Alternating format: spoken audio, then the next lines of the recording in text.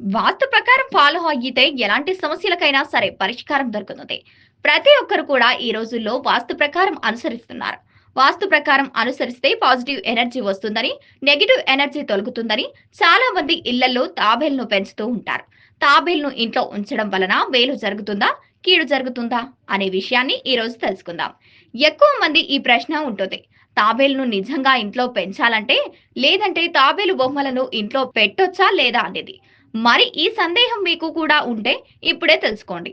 అయితే నిజంగా తాబేలును అసలు ఇంట్లో ఉంచకూడదని, ఎందుకంటే ఏదైనా పక్షిని కానీ, జంతువుని కానీ అలా ఉంచేయకూడదని, మనకి అలా బంధించే అధికారం కూడా లేదు.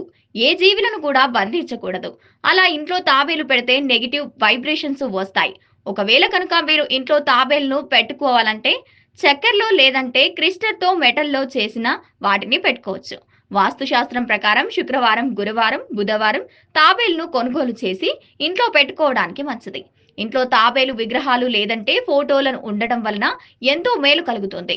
ఉత్తరం వైపు క్రిస్టల్ తాబేలు లేదంటే ఇతర మెటల్స్ తో చేసిన తాబేలు పెడితే మేలు జరుగుతుందని, కెరియర్ బాగుంటుందని అంటున్నారు. ఇంటి ముఖద్వారం దగ్గర పెడితే కూడా ఎంతో మేలు జరుగుతుంది. పాజిటివ్ ఎనర్జీ వచ్చి నెగెటివ్ ఎనర్జీ తొలగుతుంది.